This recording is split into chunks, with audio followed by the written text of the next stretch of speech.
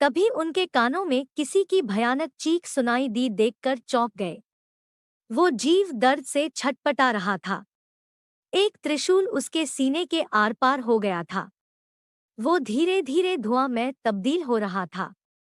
उसकी चीख सबके कानों के पर्दे को फाड़ रही थी। अब वो गायब हो चुका था। गाड़ी के सामने वही त्रिशूल गड़ा हुआ था।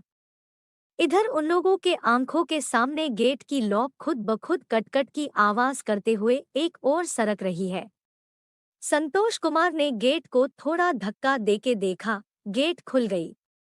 इधर विपिन ने गाड़ी को स्टार्ट करने के लिए चाबी घुमाई। गाड़ी एक झटके में स्टार्ट हो गई। साहब, गाड़ी भी स्टार्ट हो गई। अब जल्दी से यहाँ से निकलते हैं, वरना फिर कोई मुसीबत सामने आ जाएगी। विपिन ने संतोष कुमार से कहा, बाबा ने हमारी जान बचाई है। अब मुझे पक्का यकीन हो गया कि मेरे दामाद की जान भी दो ही बचा सकते हैं। मुझे उन्हें खोजना होगा, उनसे माफी मांगनी होगी। उन्हें लिए बगैर मैं नहीं जाने वाला विपिन। मैं उन्हें अपने साथ लेके आता हूँ। संतोष कुमार ने गाड़ी की गेट को खोलते हुए विपिन से कहा। जय काल भैरव, जय सदाशिव, जय रुद्र। मचेंद्रनाथ जमीन से अपनी त्रिशूल को एक झटके में निकालकर अपनी हाथों में भर लिया। फिर तेज कदमों से आगे की ओर चलने लगा। संतोष कुमार उसके पीछे तेजी से भागे। बाबा, हमारी बेटी से भूल हो गई, आपको आना पसना बोल दी, उसकी ओर से मैं माफी मांगता हूँ। ऐसे हम लोगों को छोड़कर मत जाइए। थोड़ी दया दृष्टि हम पे कीजिए। आप हम लोगों के साथ चलिए। संतोष कुमार दोनों हाथ जोड़ते हुए उससे बोले, देखो, मैं अब तुम्हारी मदद नहीं कर सकता।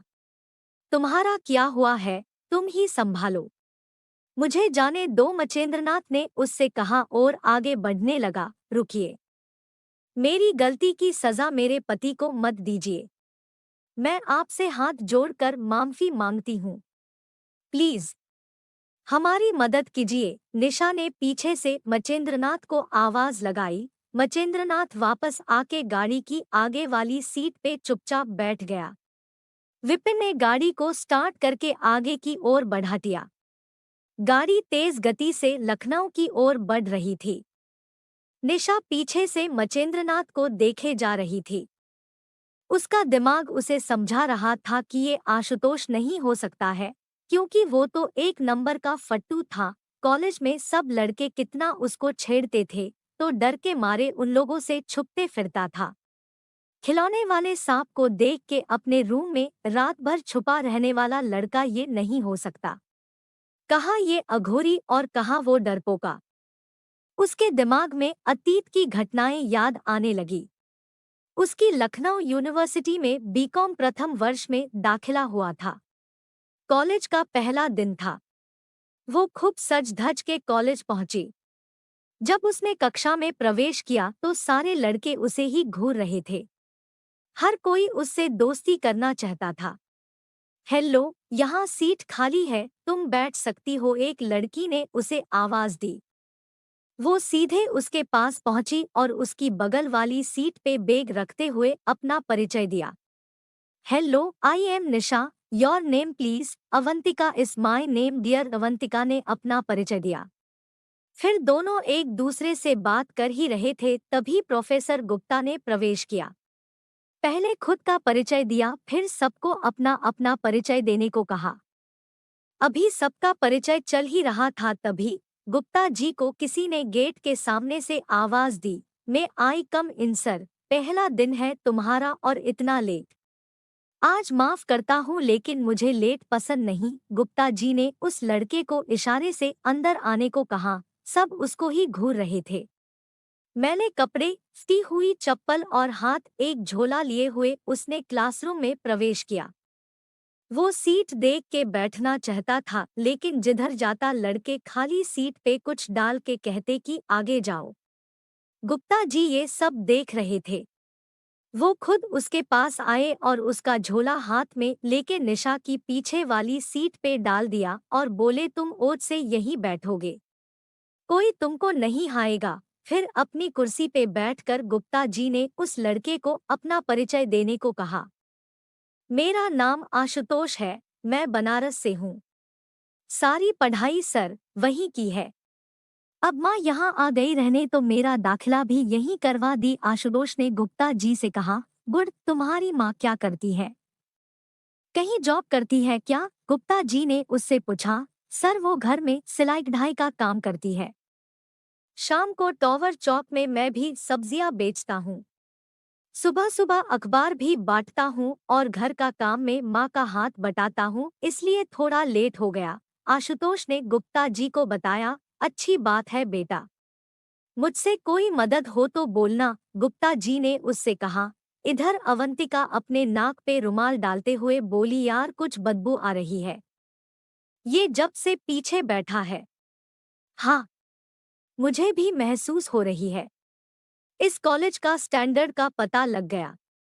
यहाँ सब्जियां बचने वालों के बीच स्टडी करनी पड़ेगी। निशा ने भी रुमाल से नाक को ढका। इधर गुप्ता जी का क्लास खत्म हुआ। इकोनॉमिक्स की क्लास होने वाली थी। दोनों अपने सीट से उठकर दूसरी सीट की तरफ बढ़ गए। तभी पीछे से कुछ लड़के निशा के पास आए और उनमें से एक आकर्षक लड़के ने निशा से पूछा। क्या हुआ मिस, सीट क्यों चेंज कर रही हो? कुछ प्रॉब्लम है क्या? हाँ, वहाँ बदबू आ रही थी। इधर सीट खाली है क्या? निशा बोली। हाँ हाँ, मेरी सीट खाली है और बगल वाली भी, आप वहाँ बैठ जाओ, उसने कहा। योर गुड नेम प्लीज, निशा ने उससे पूछा। रोहित भाटिया, उसने अपना परिचय दिया। निशा और अवंतिका उनके सीट पे जाके बैठ गई।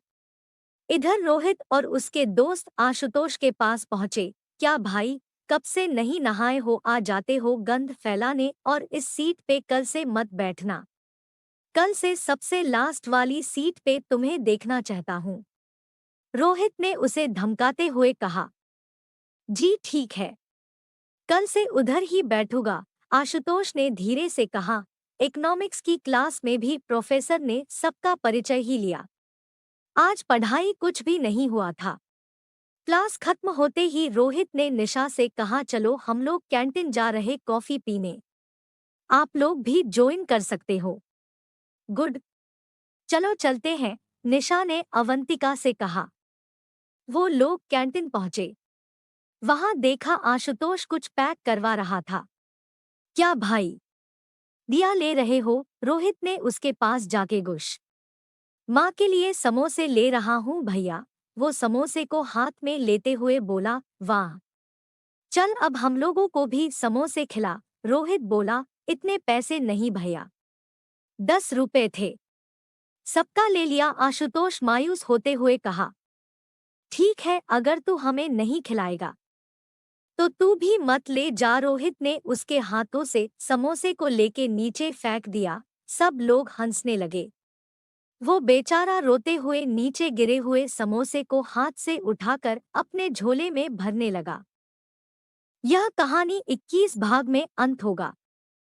अगर कहानी अच्छी लगी हो तो नेक्स्ट पार्ट जरूर देखें, और ऐसे ही नई नई कहानियां सुनने के लिए वीडियो को लाइक, कमेंट और चैनल को सब्सक्राइब जरूर कर लें।